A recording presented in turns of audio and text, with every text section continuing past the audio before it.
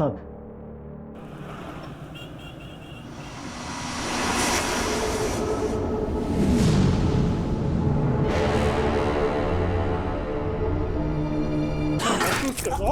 तुम लोग मिलकर ना मुझे पागल करना चाहते हो, है ना? ये करना चाहते हो ना तुम लोग? ऐसा क्यों करना चाहोगी? मैं तुझे छोड़ूंगा नहीं, बिल्कुल भी नहीं छोड़ूंगा। योगेश, योगेश, छोड़ करिश्मा को, छोड़ करिश्मा। तू बैठ, शांत हो जा, शांत हो जा। एक लंबी सांस ले, एक लंबी सांस ले। देख बेटा, हम दोनों का तेरे अलावा कौन है? हम तेरा भला चाहते हैं और तेरे अच्छे सेहत की कामना के लिए ही मैं वैष्णो देवी गई थी ना। और आज भी हम दोनों इसीलिए ही जगराता में जा रहे हैं। करिश्मा, तुझे ब्यूटी पार्लर जाना था ना?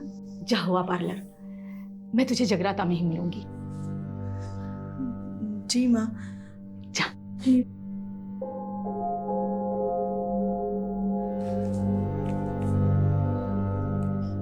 Take rest Yogesh. झूठी। बिल्कुल, वो झूठी ही है, देख लूंगी मैं उसे, लेकिन तू शांत रहा कर। ये ले, तू आराम से बैठ के चाय और नाश्ता कर ले। मैं जगराता जा रही हूँ, तेरे लिए बिरयानी बना के रखी है, गरम करके खा लेना।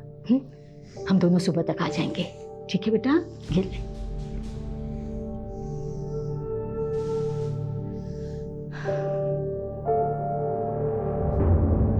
सब झूठ है, सब।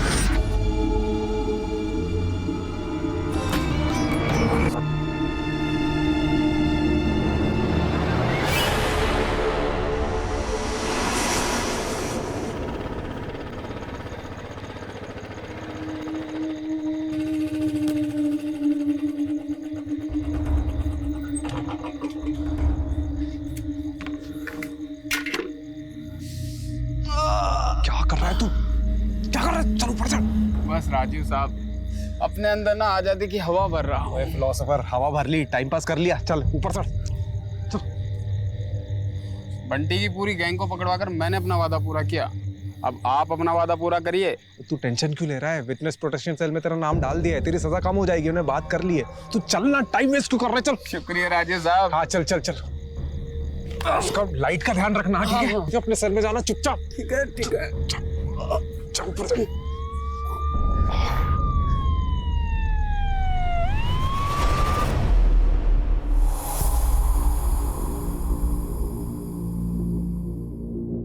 एक क्रिमिनल को पकड़ने के लिए दूसरे क्रिमिनल को जेल से भगा दिया। आई एग्री सर, राजीव ने जो किया वो गलत था, लेकिन आप उसका रिजल्ट भी तो देखिए सर। बंटी जो 2 साल से फरार था, हमारे हाथ नहीं आ रहा था, ओनली बिकॉज ऑफ राजीव वो आज हमारी कस्टडी में है। आप राजीव को बुलाइए। मैं कौन sir? Sir relax. Thank you sir. Rajiv तुम्हें सस्पेंड नहीं कर रहे हैं, लेकिन अगले 1 महीने के लिए तुम कंट्रोल रूम में पोस्टेड रहोगे। But sir. डिसीजन लिया जा चुका है, please don't argue. But sir मैं तुम आज ही कंट्रोल रूम ज्वाइन करोगे। सर मैं मानता हूँ कि मैंने कानून तोड़ा है, लेकिन आप ही बताइए, अगर एक एम्बुलेंस इमरजेंसी में सिग्नल तोड़ती है तो क्या आप एम्बुलेंस के ड्राइवर पर कानून तोड़ने का चार्ज लगाएंगे? हाँ, मेरा तरीका गलत हो सकता है, लेकिन मेरा इरादा बिल्कुल भी नहीं सर। जय हिंद सर।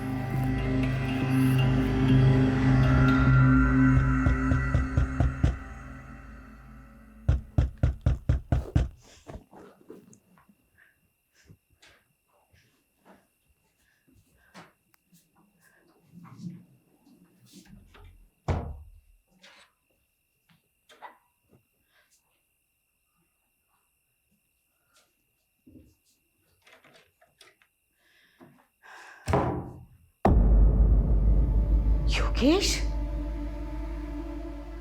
बेटा तू?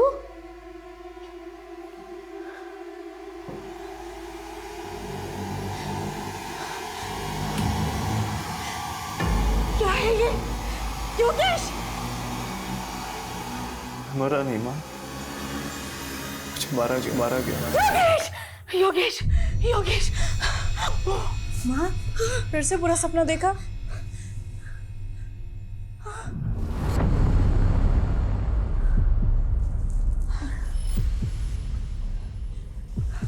आप पानी पीजिए।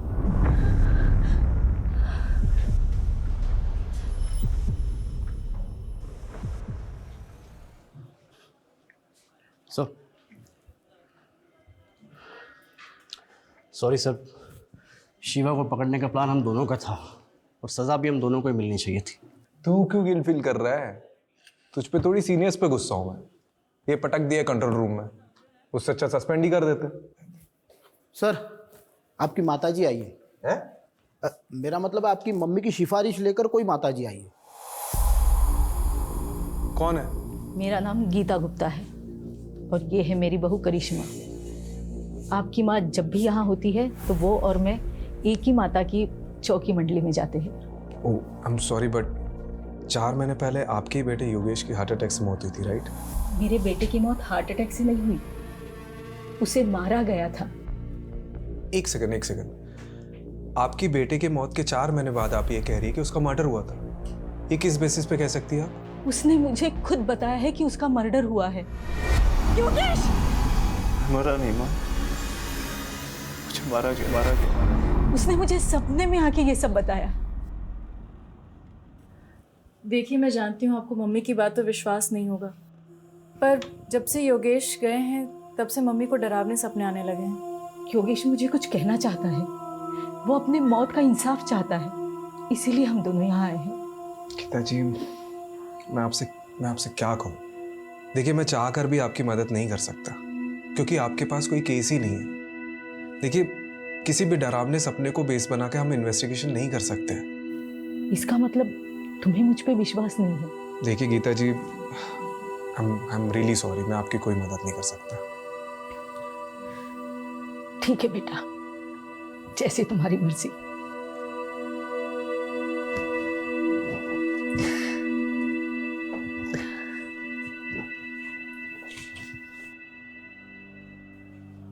आंटी जी की कहानी काफी फिल्मी थी।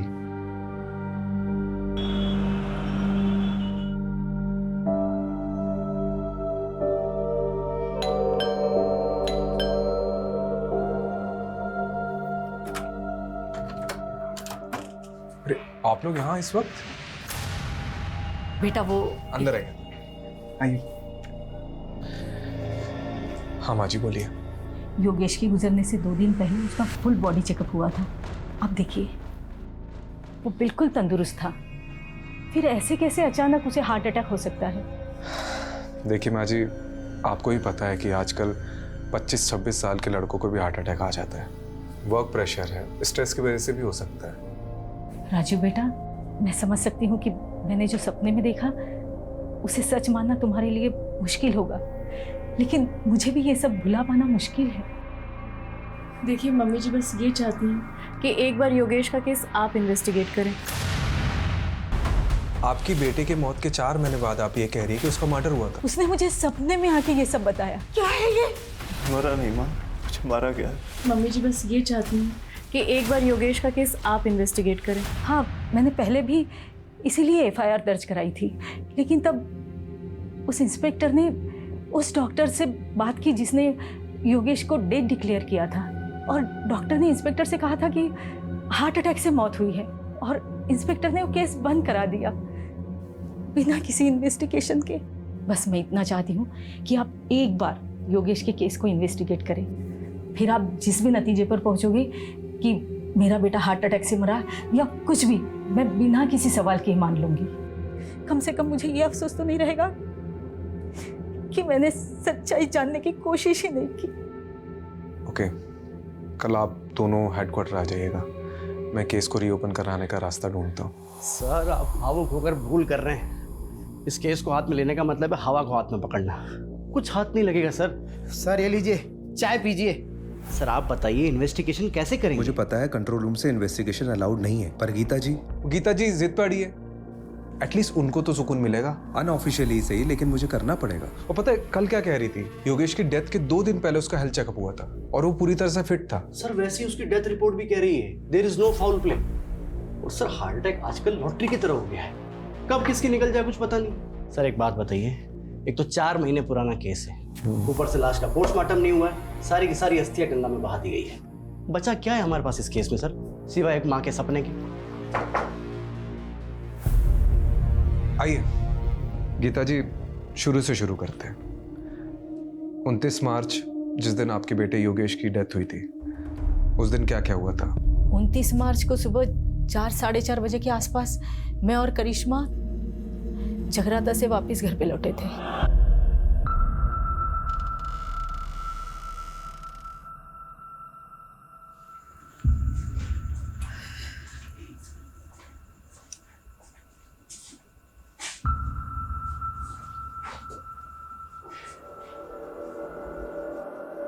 योगेश, योगेश, योगेश, योगेश, क्या हुआ? बेटा, क्या हो गया? योगेश! बेजान पड़ा था मेरा बेटा। हमने फौरन डॉक्टर को बुलाया।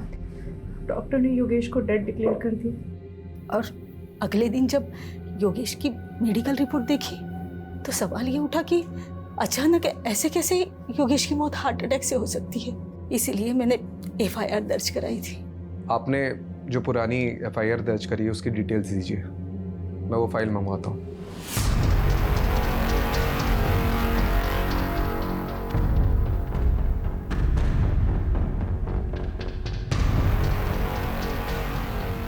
केस रीओपन हो रहा है, इसलिए योगेश के इंश्योरेंस क्लेम पास होने में थोड़ा वक्त लगेगा, लेकिन तुम्हें पैसों की चिंता करने की कोई ज़रूरत नहीं।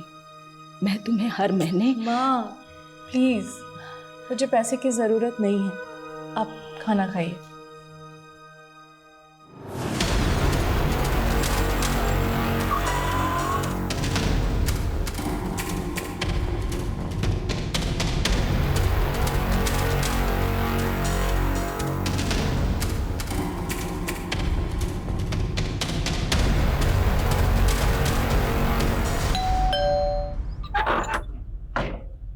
हेलो, योगेश का कमरा देख सकता हूँ अगर आपको कोई प्रॉब्लम ना हो तो?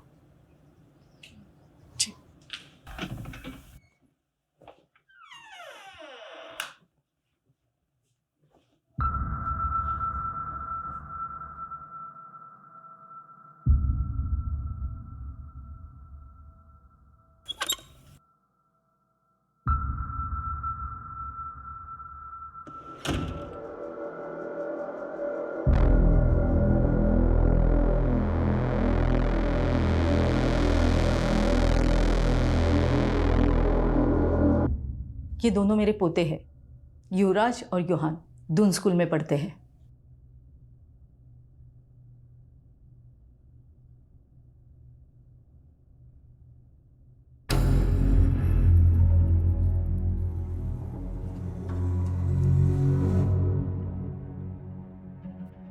ये कौन है? विवेक, योगेश का दोस्त और बिजनेस पार्टनर भी।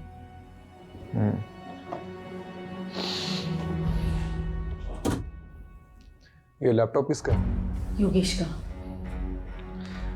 करिश्मा जी, आपके पास योगेश की कोई फोटो होगी उस दिन की जिस दिन उसकी डेथ हुई? मेरे बेटे युहान ने अपने भाई के लिए लिया था। युवराज का बोर्ड एग्ज़ाम था, इसलिए वो अपने पापा को आखिरी बार देखने नहीं आ पाया था। योहान से कांटेक्ट करके वो फोटो मुझे भेज दीजिए।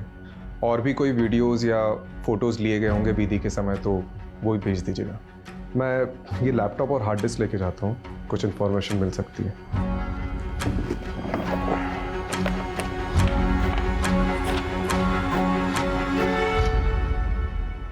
ये कौन सी दवाई ले रहा था योगेश? Anti anxiety pills. आज जो अपॉइंटमेंट है आप उसकी लिस्ट लेके आए। देखिए आज किसकी।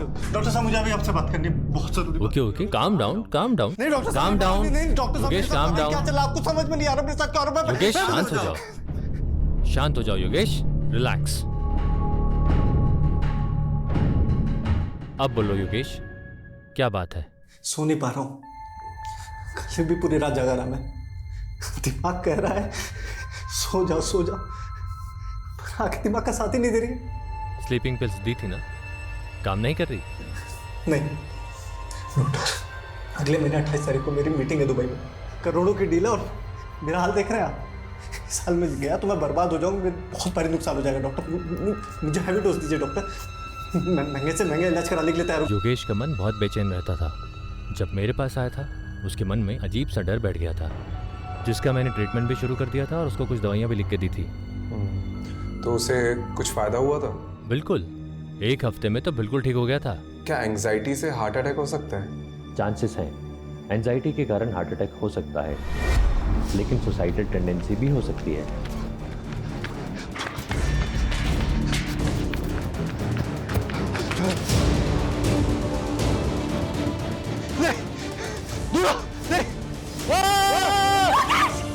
योगेश! योगेश! माँ, फिर से बुरा सपना देखा?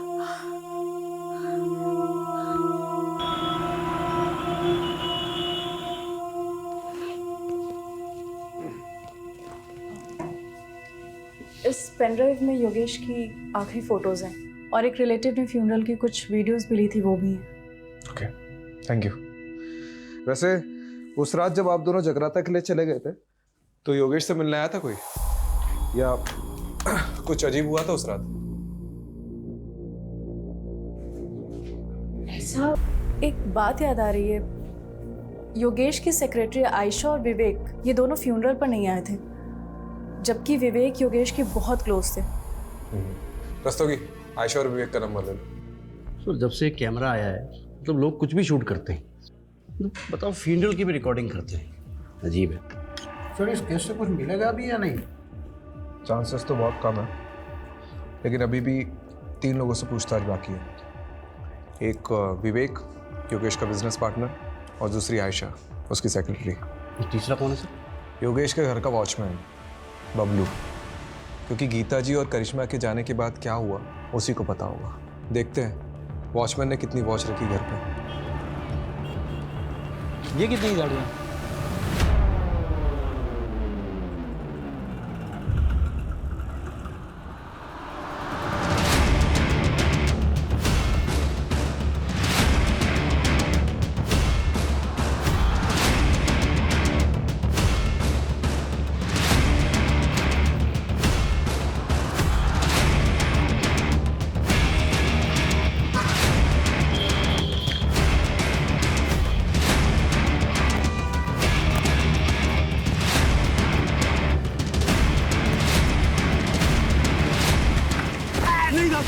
मैंने कुछ नहीं किया था, मैंने कुछ नहीं किया, मुझे कुछ नहीं किया ना? नहीं था। वेरी गुड, हम भी ऐसे ही इंसान को ढूंढ रहे जिसने ना कुछ भी नहीं किया, बाद में ना सब कुछ बता। देख बबलू, डर मत, अब ठीक से याद करके बता कि 28 मार्च को योगेश के घर में कौन कौन आया था, कौन गया था और क्या क्या हुआ था। वो दिन बड़ा ही बेकार दिन था, एक के बाद एक तमाशे हो रहे थे योगेश साहब के घर पे।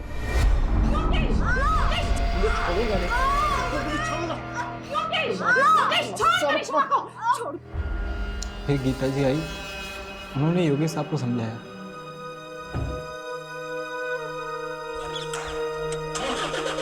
उसके बाद करिश्मा मैम चली गई। ये करिश्मा मैम घर से कितने बजे निकली थी? लगभग 5:30 बजा होगा साहब, क्योंकि मैं वही टाइम पे चाय पीता हूँ। और उसके बाद क्या हुआ था? फिर 7 साढ़े 7 बजे मैंने एक और झगड़े की आवाज़ सुनी। क्या है ये योगेश? तूने अपनी माँ को इतना बड़ा धोखा दिया, मेरे नकली साइन करके अपनी पुश्तैनी जमीन बिकवा दी। क्यों इतना ओवर रिएक्ट कर रही हो माँ? तुम क्या करती हो जमीन का? मुझे बिजनेस में जरूरत थी पैसों की तो मैंने उठा के बेच दिया, और वैसे भी तुम्हारे मरने के बाद तो वो जमीन मेरी होने वाली थी ना, तो क्या गलत किया? अरे तो मुझे बता दिया होता, मेरी नकली साइन क्यों की? इसी मेलोड्रामा से बचने के लिए कि पापा की आखिरी निशानी है, पुश्तैनी जमीन है, ब्ला ब्ला ब्ला ब्ला। तेरे पापा का अरमान था उस जमीन को पापा लेके। नहीं रहे अब सारे फैसले मुझे करने हैं, अब आपको संभालना भी मुझे है माँ। मैं आपको अच्छे से नहीं संभाल रहा हूँ क्या? आजकल के बच्चों को देखिए, वो अपने माँ बाप को उठा के वृद्धाश्रम छोड़ाते हैं। लेकिन मैं ऐसा नहीं हूं माँ, मैं आपको संभाल रहा हूं, है कि नहीं माँ? गीता मैम के जाने के बाद विवेक साहब और आयशा मैम आए थे, यही करीब 9 साढ़े 9 बजे।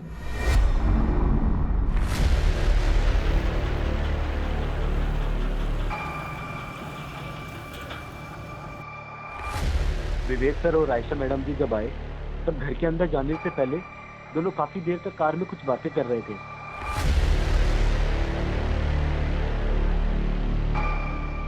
थोड़ी देर बाद वो अंदर चले गए साहब।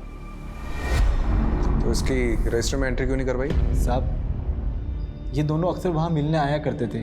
बबलू तो फिर से मत कहना कि तूने फिर से कोई झगड़े की आवाज़ सुनी थी।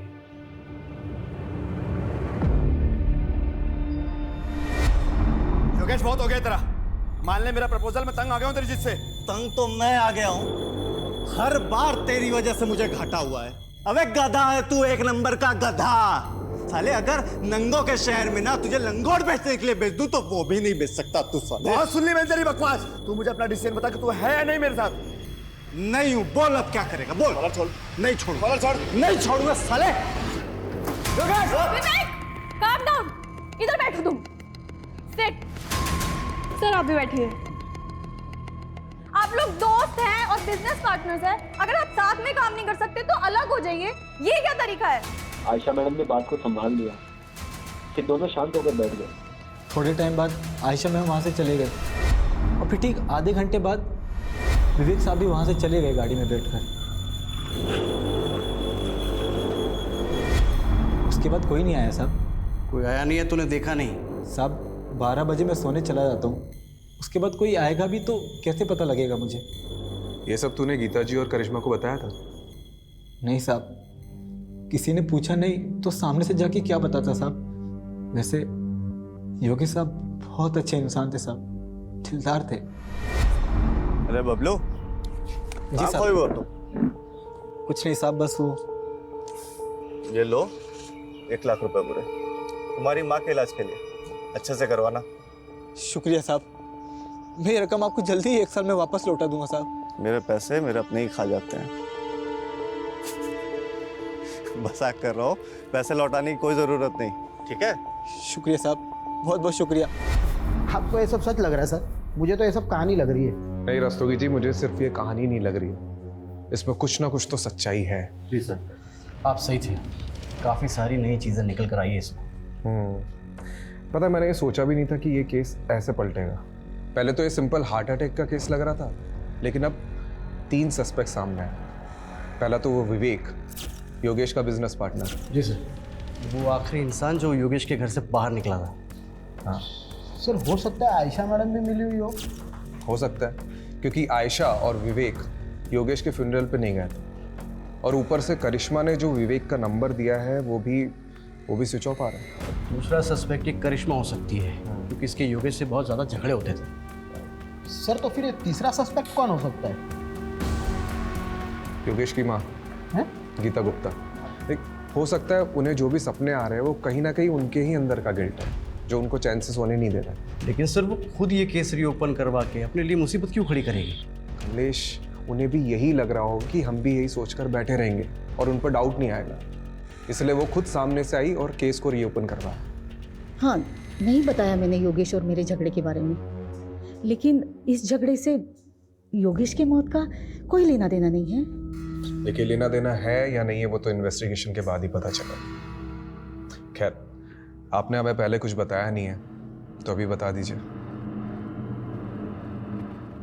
उस रात तेरे पापा का अरमान था उस जमीन को पापा लेके। नहीं रहे अब सारे फैसले मुझे करने हैं, अब आपको संभालना भी मुझे है।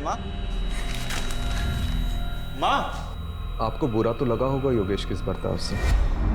मेरा बेटा गुस्से में कुछ भी बोल देता था, लेकिन वो दिल से बुरा नहीं था। उस दिन जब मैं बाहर गई थी तो उसने मुझे थोड़ी देर बाद मैसेज किया था। हाँ, ये देखिए।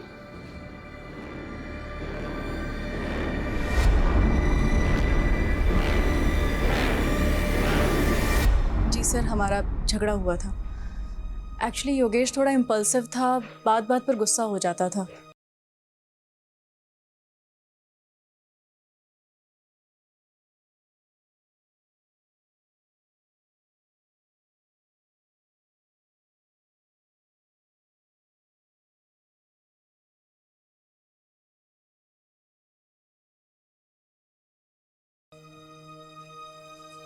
तो आप इस रिश्ते में सिर्फ अपने बच्चों की वजह से थी।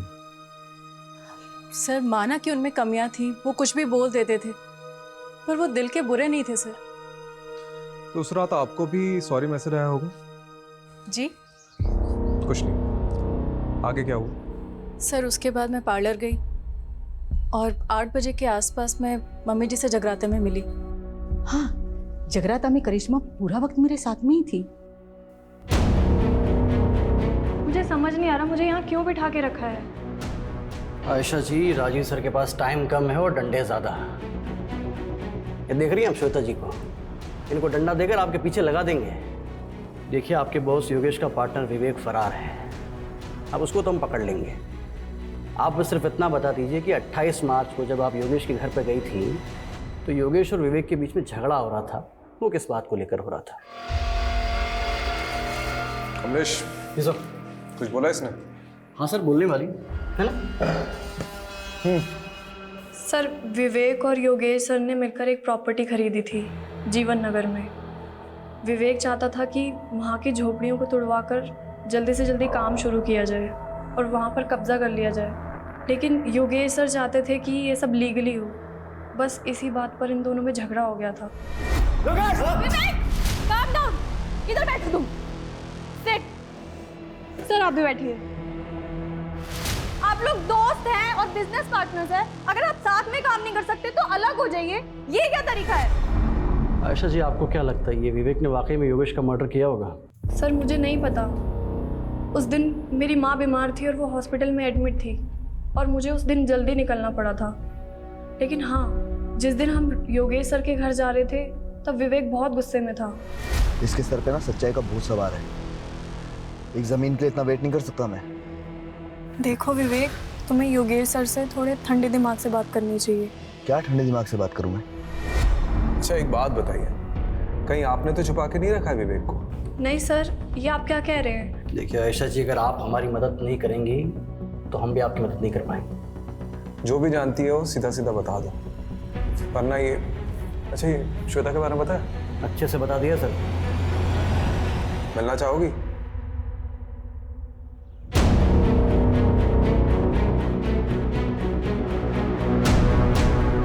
सर, आयशा ने जो लोकेशन बताई थी उस पर हम नजर रखे हुए हैं।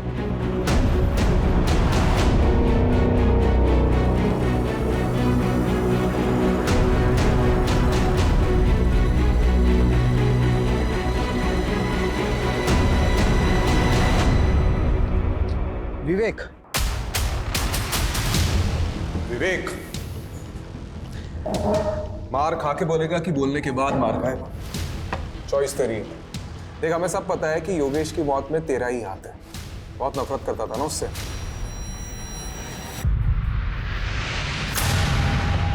कितने? 12 लाख रुपए। और ब्याज कर मिलाकर कितने देने तेरे को? 15 लाख रुपए चोपड़ा को। चले, एक बार मार्केट से पैसा उठाने से पहले मुझसे पूछ तो लिया होता। इस साले ने अपनी गाड़ी तक बेच दी। अब तुम शांत। चुप, कोई नहीं बीच में बोलेगा। योगेश, माँ आप भी चुप, एकदम चुप माँ।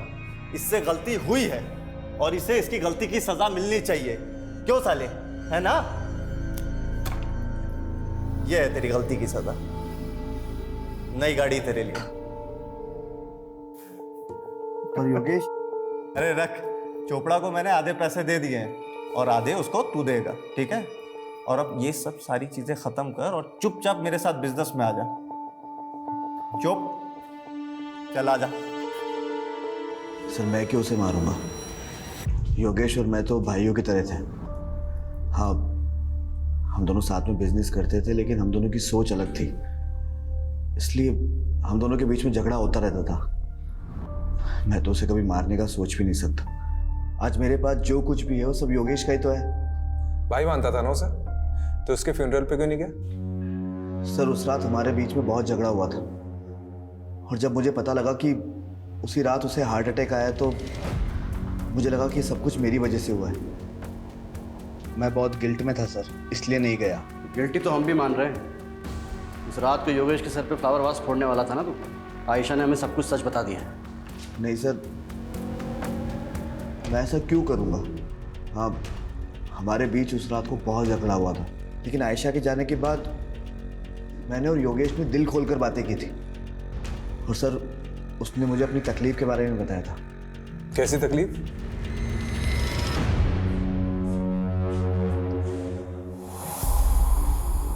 सब गलत हो रहा है यार, खुद पर काबू ही नहीं रहता।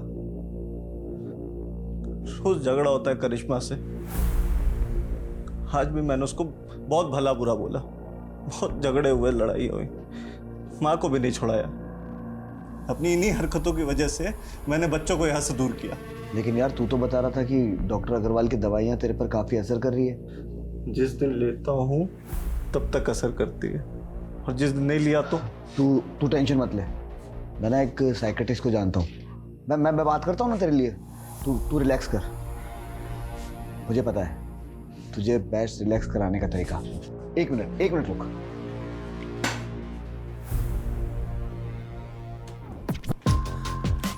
तेरा फेवरेट गाना, तेरी फेवरेट ड्रिंक के साथ में इससे बेस्ट रिलैक्सेशन कोई चीज हो ही नहीं सकती। सर जब मैं वहां से निकला तो योगेश बहुत अच्छे मूड में था, और उसका मेरे जाने के बाद में मुझे टेक्स्ट भी आया। तेरे जैसा यार कहाँ ऐसा याराना। सर अगर मुझे पता होता कि ये सब कुछ होने वाला है तो मैं वहां से जाता क्यों। ठीक है, तुम जा सकते हो, लेकिन हाँ, शहर छोड़ के जाने की सोचना भी नहीं। ठीक है सर।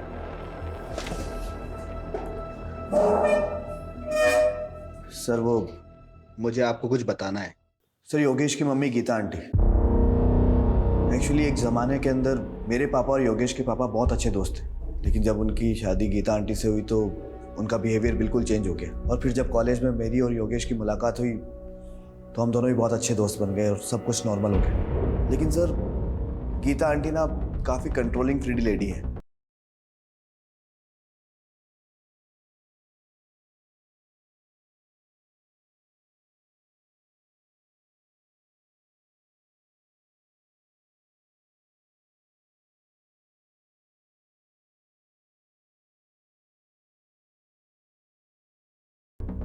पति हो या फिर बेटा, वो दोनों को कंट्रोल करके रखती थी। उनको उसी में खुशी मिलती थी, तो शायद सर कुछ। ठीक है, तुम जाओ।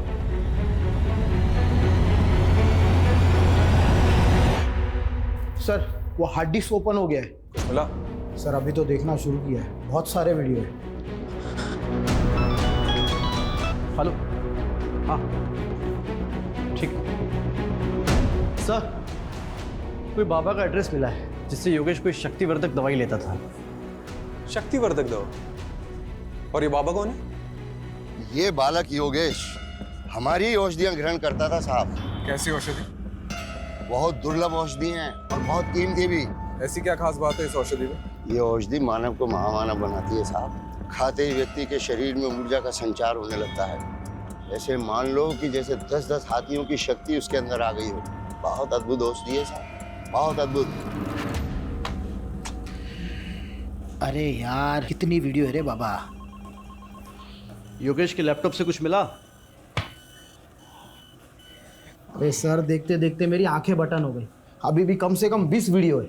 जितने भी वीडियो देखे ना सबके सब वेकेशन और प्रेजेंटेशन के थे। फिर भी सर ट्राई करता हूँ।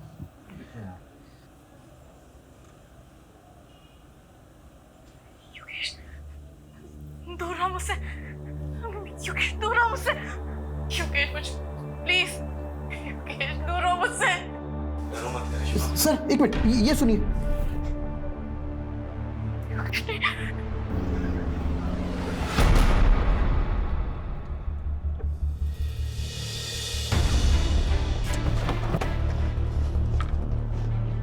कहा ना मैंने, हर हस्बैंड वाइफ की तरह मेरे और योगेश के बीच में भी प्रॉब्लम्स थी, एंड इट्स नॉर्मल। बस अभी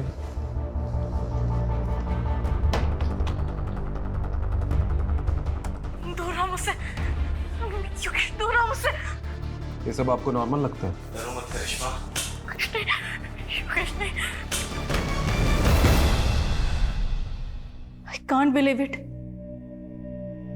वो ये सब शूट भी करता था। परवर्ट। देखिए, ये वीडियोस कभी भी बाहर नहीं आएंगे, लेकिन योगेश की मौत का सच हम बाहर ला कर रहेंगे, और इसके लिए आपका सच बोलना बहुत ज़रूरी है। हमें पता चला है कि योगेश किसी बाबा से शक्तिवर्धक दवाइयाँ लेता था। हाँ, योगेश की अजीब सी फैंटेसीज थी। जब हम दोनों अकेले होते थे ना घर में, तो ऐसा लगता था उसकी फैंटेसीज को पंख लग गया हो। वो अजीब बिहेव करता था। करिश्मा आज ये ट्राई करते हैं, है ना?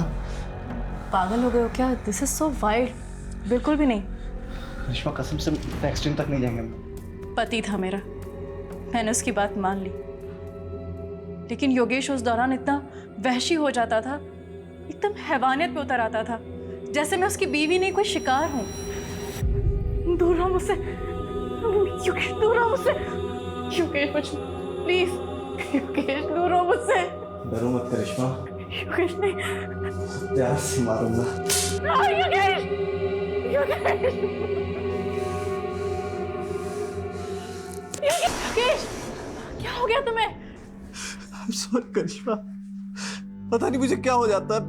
मैं कैसे ऐसा कर सकता हूँ? मैं कैसे तुम्हें मार सकता हूँ? योगेश, ये सब वो दवाइयों का असर है ना? मैं काबू हो जाता हूँ मैं। प्लीज सेव मुझे खुद को योगेश से बचाना था, साथ ही साथ योगेश को योगेश से बचाना था। इसलिए मैं हर वो चीज हटा देती जो उसके लिए जानलेवा हो सकती थी। सीजर, नाइफ, स्क्रू ड्राइवर, सब कुछ। तो ये सब आपने गीता जी को बताया? नहीं, प्लीज आप उन्हें कुछ मत बताइएगा।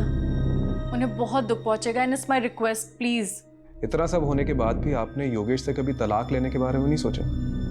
माना कि योगेश ने पिछले 1 साल में मुझे बहुत तकलीफ दी थी, पर 15 साल का रिलेशन था हमारा, और ये 15 साल हमने हंसी खुशी बिताए। वो मेरा पति था, मेरे बच्चों का पिता। आप ऐसा सोच भी कैसे सकते हैं? देखिए, मेरा इरादा आपको हर्ट करने का नहीं था।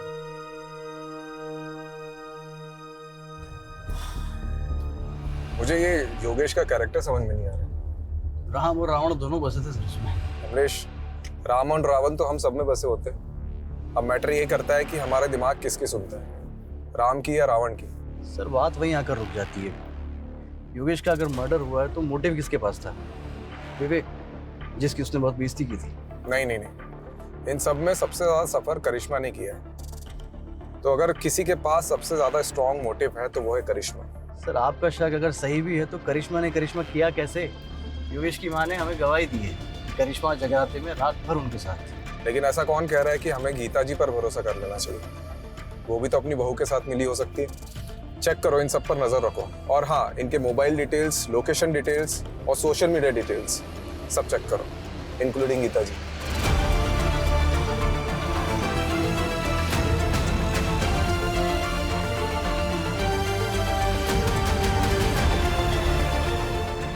एटर्नल लव 50-50 क्या नाम है?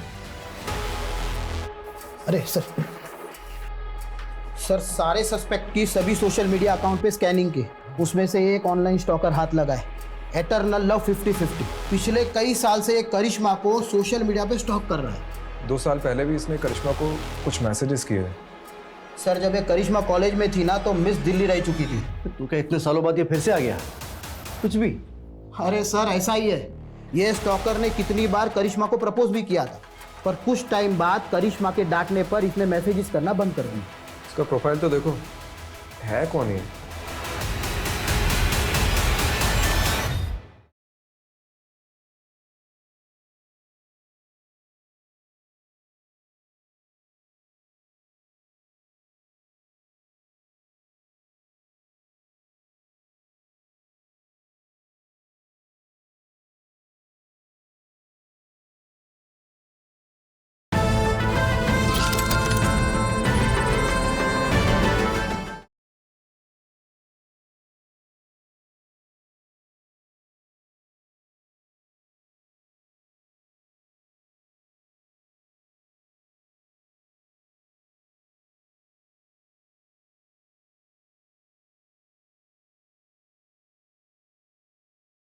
इसका प्रोफाइल तो देखो, है कौन ये?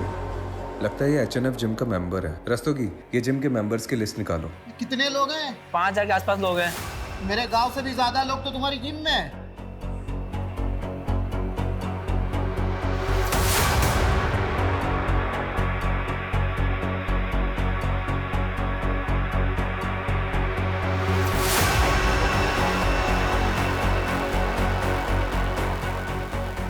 कुछ मिला? सर पूरा का पूरा कच्चा चिट्ठा मिला है। ये देखिए, हमने ये जिम मेंबर्स की लिस्ट देखी थी और इसमें जो ये नंबर्स दिए गए इन सब की लोकेशन को हमने मैच किया। उनमें से सर ये एक नंबर मर्डर वाली रात उसी एरिया में एक्टिव था। रात को 1 बजे इस नंबर पर पहले कॉल आया और उसके बाद एक मैसेज। ये नंबर एटर्नल लव का है? सर इस नंबर की हमने और डिटेल्स निकाली तो इसकी ब्राउजिंग हिस्ट्री से पता चला कि ऑनलाइन इसमें कोई ड्रग के बारे में सर्च किया गया था। हो सकता है इस ड्रग का इस्तेमाल योगेश के हार्ट को जमाने के लिए किया गया हो, ताकि नेचुरल डेथ की आड़ में मर्डर को छुपाया जा सके। ये नंबर किसके नाम पर रजिस्टर्ड है? हाँ मैं आ रही हूँ, लेकिन आप बताएंगे बात क्या है? अरे बैठ, देखिए आप ये ठीक नहीं कर रहे हैं। आप मुझे ऐसे जबरदस्ती नहीं रख सकते। ओह, तू कुछ नहीं बोलेगा ना तब भी तू फंस चुका है। एटर्नल लव, क्योंकि तेरे साथी ने सब कबूल कर लिया। मुझसे गद्दारी? गद्दारी नहीं, समझदारी की उसने। अब तू डिसाइड कर तुझे क्या करना है।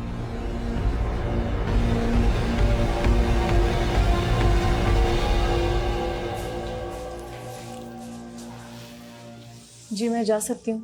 अरे रुकिए, पहले ये वीडियो देख लीजिए।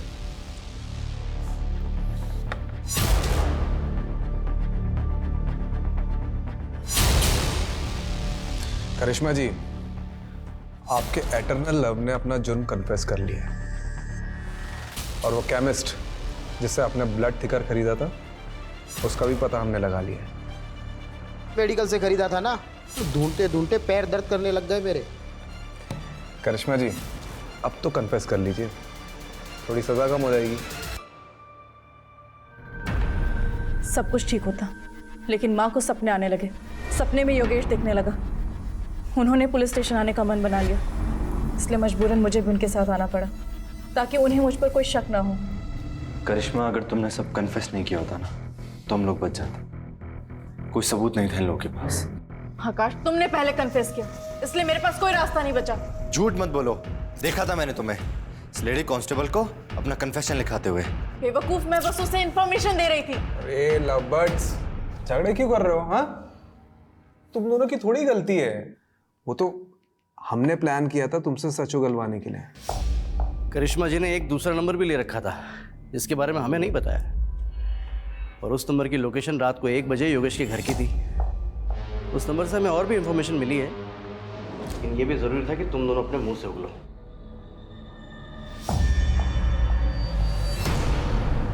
मैंने योगेश की दोस्ती आकाश से कराई थी। ये भी प्लान का एक हिस्सा था। उस रात हमारे जाने के बाद आकाश घर पर आया था। आकाश तू? योगेश, अरे वो दरवाजा खुला देखा तो मैं अंदर आ गया। ये देख स्कॉच लाया हूँ, महफिल जमाते हैं। जा किचन से ग्लास लेके चल। लाया।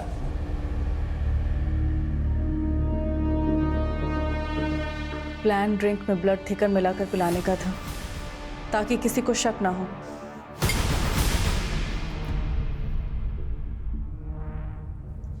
लेकिन योगेश को शक हो गया।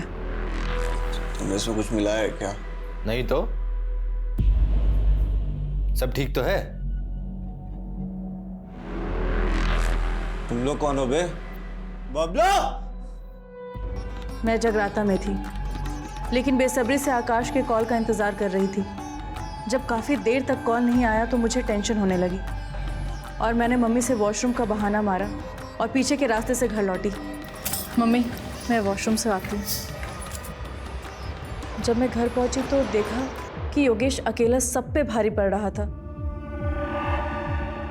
योगेश! करिश्मा, अच्छा हो तुम आ गए। पुलिस को फोन करो। ये आकाश मुझे मारने के लिए आया है। योगेश, तुम्हें कुछ नहीं हुआ है, शांत हो जाओ। मैं आ गई हूँ ना, मैं आ गई हूँ ना। ये लोग मुझे मार देंगे। तुमने दवाई नहीं खाई है ना, इस वजह से हो रहा है। कुछ नहीं हुआ है तुम्हें, तुम आराम करो। कोई तुम्हारा दुश्मन नहीं है योगेश, आराम करो। मैं आ गई हूँ ना, सो जाओ, तुम सो जाओ। रिलैक्स रिलैक्स, तुम सो। तुम्हें आराम की जरूरत है ना? कुछ नहीं हुआ तुम्हें। जोर से मारो, बचना नहीं चाहिए।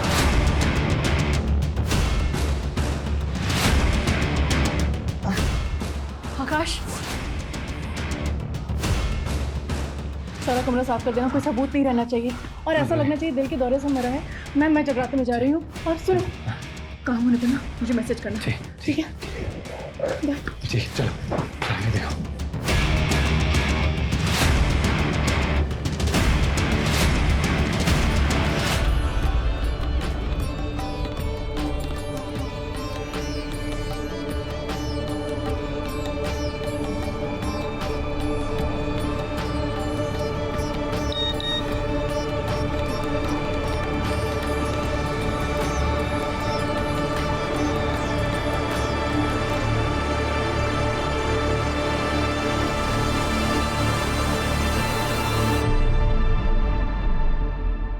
आकाश के साथ दोनों लोग कौन थे?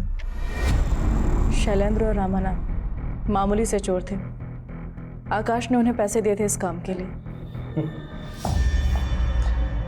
लेकिन एक बात समझ में नहीं आ रही है, तुम लोग अंदर कैसे घुसे? वो वॉचमैन बबलू, उसको पैसे दिए थे और बोला था चुपचाप जाके अंदर सो जा।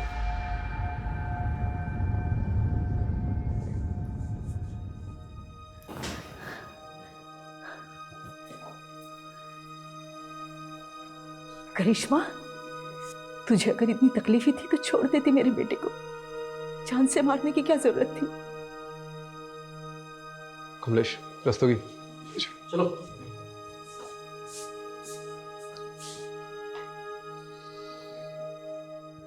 सर, योगेश के मर्डर में जो पिलो यूज हुआ था वो हमें योगेश के घर के बैकयार्ड की कचरे के ढेर से मिला है। और सर लकीली जो उस पर सलाइवा में मिली थी उसकी डीएनए टेस्ट रिपोर्ट आ गई है। योगेश के डीएनए से मैच होती है सर। और आकाश के बाल के ट्रेसेस भी पिलो पे मिले हैं।